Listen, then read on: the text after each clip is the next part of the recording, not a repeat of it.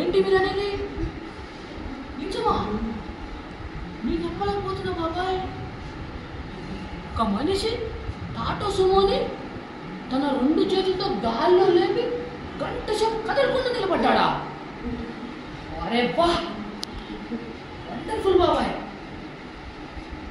ఏంటి? ఓ Guinness book రికార్డా?